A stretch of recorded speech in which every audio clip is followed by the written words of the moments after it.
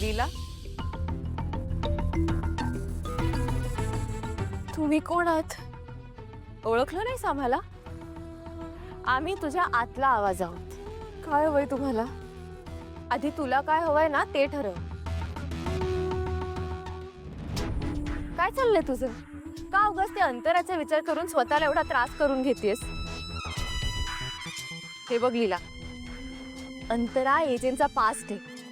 आता एजंटचं प्रेम तू आहेस आणि ते तुझ्या बरोबर आयुष्यभरासाठी बांधले गेले. त्यामुळे आता या अंतराचा विचार करणं बंद करून टाक. मला तरी वाटतंय तू घरी जा आणि असं समज की अंतरा तुला कधी भेटलीच नाही. आणि काय एजंटची खोटं बोल. अगं लीला, अगं हे जे प्रेम आहेत ना तुझं, तू प्रेमाशी खोटं बोलणार आहेस का? हे बघ, हिचं काही एक ऐकू नकोस. अंतराताई एजंटचं पहिलं प्रेम आहे. त्यांची पहिली बायको आहेत त्या.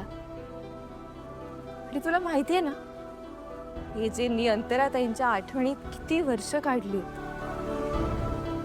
अगं आणि आता अंतराताईंना सुद्धा गरज आहे एजंटची. म्हणजे बघितलंस ना, त्यांचा स्वतःचा नवरा, घर, संसार सगळं असताना ते बिचाऱ्यांना एका महिलाश्रमात राहावं लागतंय ग. लीला, तू अंतराताईंना असं वाऱ्यावर सोडणार आहेस का? तू इतकी स्वार्थी वागणार आहेस? मूर्खपणा करू नकोस लीला. अगं हा तुझ्या आयुष्याचा प्रश्न आहे. ही वेळ इमोशनल होण्याची नाहीये लीला. ही वेळ स्वतःसाठी स्वार्थीपणे विचार करायची. कळलं? आणि तुला माहितीये ना, एजी नेहमी म्हणतात की त्यांच्या आयुष्यातली अंतराची जागा कधीच कोणी घेऊ शकत नाही.